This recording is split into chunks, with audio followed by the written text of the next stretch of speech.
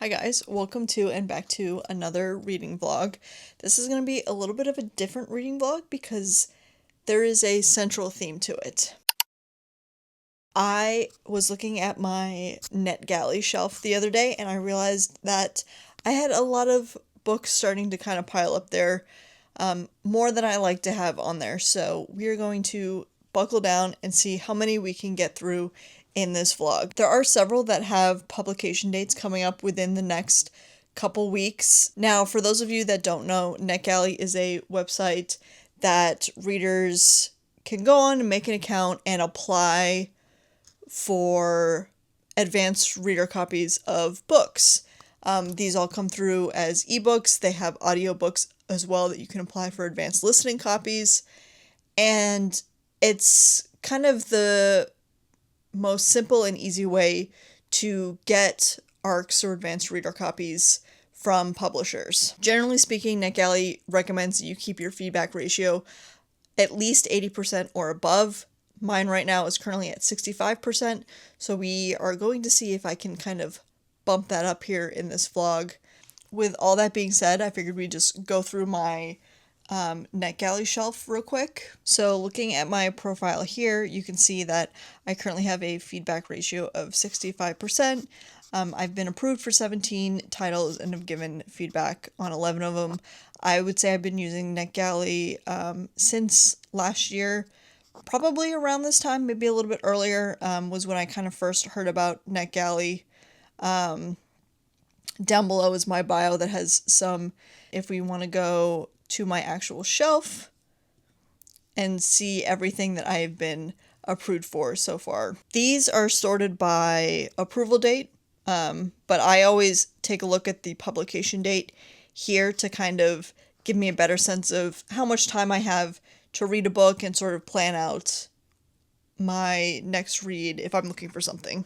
Looking at my shelf here, I've been approved for 6 titles right now. A Theory of Dreaming by Ava Reed, Well Actually by Maisie Eddings, Picture Perfect by Tessa Bailey, The Gilded Heiress by Joanna Shoup, The Second Death of Locke by V.L. Bovalino, and The Sacred Space Between by Callie Reed. Today when I'm filming this, it is July 14th, and A Theory in Dreaming has a publication date of July 29th. We are closing in on a week for the publication date of this book. I have not started it yet, which means that is going to be the first book up on my list of reading. It's been a while since you saw me and I kind of introduced the video and everything, and I haven't really read a whole lot of anything. And now I'm in a bit of a predicament because it's July 28th, and I have an ARC copy of A Theory in Dreaming by Ava Reed, which comes out tomorrow, July 29th. And I've read just over a quarter of it. In theory, I would like to have this completely read by tonight so that I can write my review and everything for publication day tomorrow. Is that going to happen? I don't know. According to my Kindle, it says I have just over 4.5 hours to read. It is currently 5:32 p.m. Might be up a little bit late for this one.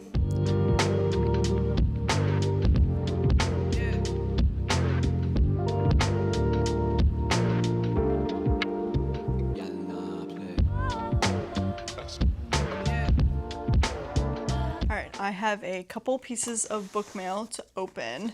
First is Owl Crate. I don't know if this is the adult subscription or the romantasy subscription.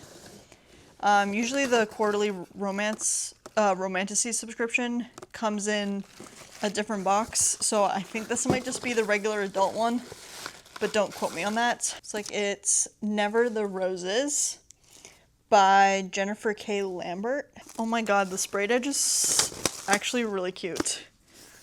Look at that sprayed edge. It's got a little kitty cat on it. Isn't that cute? Oh, that's so cute. That's gonna look so pretty on the shelf. Okay, and paper artwork. That's that one. The reverse dust jacket. That's so cool. That's stunning. I don't really know a ton about this book, and I haven't, like, seen much about it, so I'm curious. All she wanted was one look at the library of her greatest enemy, and after a lifetime of being wielded against each other, they finally meet. Well, if the book is half as good as it looks, I'm excited to read it. And then this is from HarperCollins. This is a finished copy of Picture Perfect by Tessa Bailey. I'm a little confused because doesn't this come out? This doesn't come out until September. I'm not complaining. I love Tessa Bailey. Yeah, this comes out in about a month on September 9th. I'm excited about this. I was lucky enough to get a physical ARC of this copy, and I also have the NetGalley ARC as well. And now I have a finished copy. So thank you to Avon and HarperCollins for that. It's got really cute sprayed edges. I forgot Avon was an imprint of HarperCollins, so when a package from HarperCollins shows up at your door, I was not thinking Picture Perfect, but here we are. Okay, so it's been a while since I've given you any kind of update on my readings for the video. I did finish A Theory of Dreaming by Ava Reid. I liked it just as much as I liked the first one. I gave it 4 stars.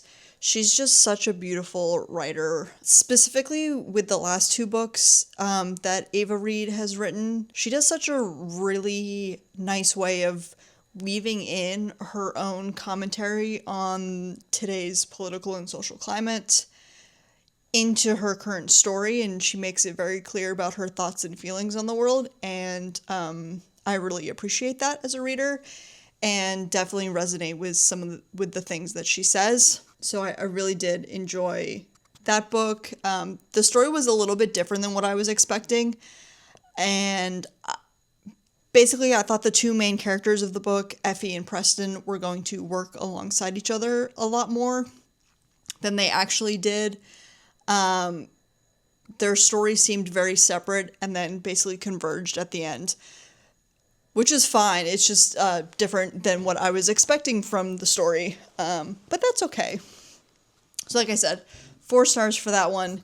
Now I am in the middle of reading Well, Actually by Maisie Eddings, and that book actually came out today, and I am still reading my NetGalley ARC of it on my Kindle here. I am just over halfway through it. I do plan on finishing it tonight. It's a really quick and easy read. I'm breezing right through it. It's a rom-com, very heavy on the com part of it. It's very funny. It's very, very funny. Probably one of the funnier rom-coms that I've read in a while. So far, there's definitely parts in the book that personally I would take out. I think that they're just a little bit too cringeworthy. It feels like it's going a little bit over the edge with the comedy sometimes. I kind of wish she would dial it back just a little bit, but that's my own personal thoughts and feelings. Otherwise though, I am really enjoying it, and I plan to finish it tonight. And once I finish Well, Actually, I have a handful of other books that I can kind of choose from. Both The Sea Witch and The Gilded Heiress. Those both come out later in the month, a couple weeks from now. So both of those will be next up on my list.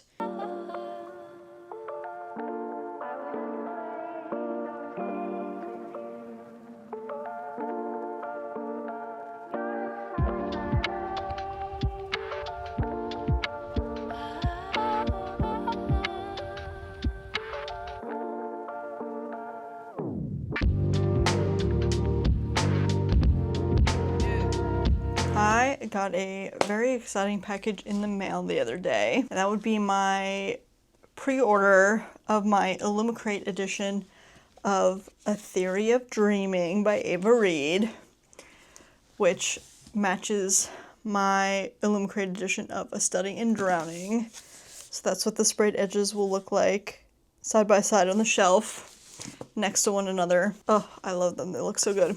And then you could also order alternative dust jackets, which I did do. So that's A Theory of Dreaming with Preston And The Statue of Effie, A Study in Drowning with Effie, and the paintings from the manor. They look so good. So I'm very excited to put those on here because these are just the normal covers. I'm excited to put those dust jackets on. I will show you when I'm done with those.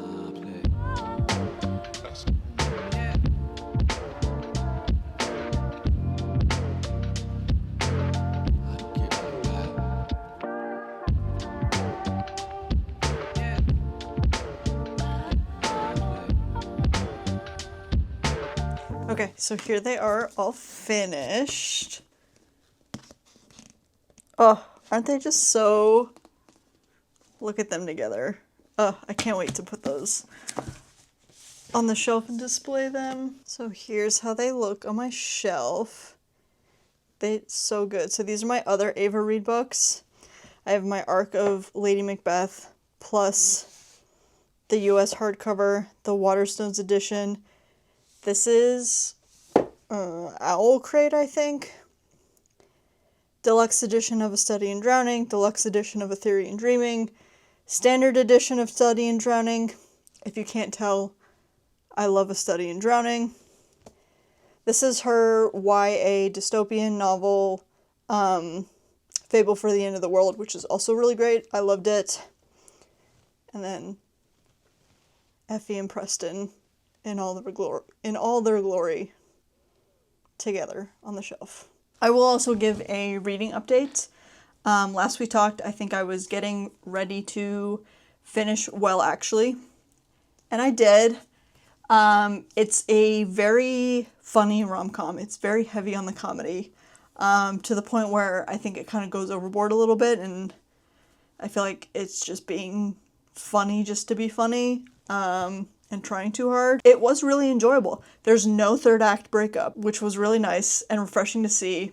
Love a good no third act breakup rom-com. So I ended up giving that one 4 stars. And now I am moving on to my arc of The Sea Witch. I'm only like 2 chapters into it, but I love it so far.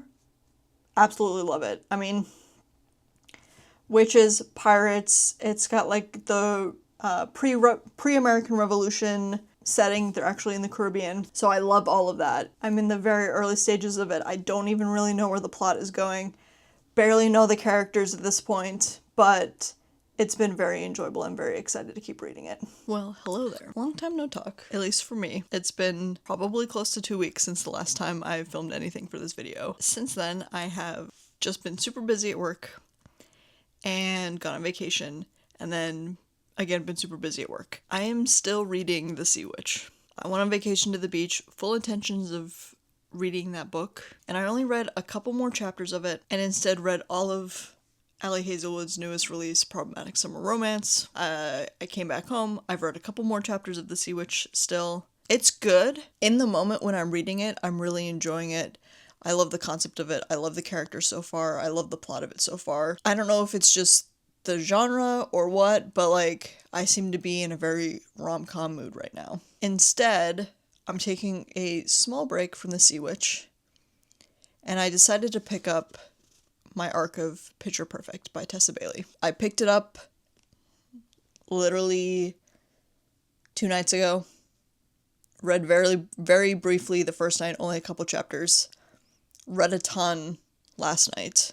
I only have like 100 pages left in it, so I wanted to make sure I sat down and gave you my thoughts so far. I absolutely love this book. I'm a huge Tessa Bailey fan, but I also know that her books can either be hit or miss for me. Just alone in this sort of big shot series that she's written, I've loved Fangirl Down, did not like The Au Pair Affair, thought Dream Girl Drama was good. This one I'm loving. It's gonna rival for best in the series. It's gonna rival for my favorite Tessa Bailey book. I'm eating up every second of it. I love it so much. I'm definitely probably going to finish this today. And I'm sure this video is also probably getting a little bit long, so I think once I finish this book, I will finish this video off. So we're gonna finish Picture Perfect, wrap up this video before it gets too terribly long, and we'll just pick up more reading in the next one.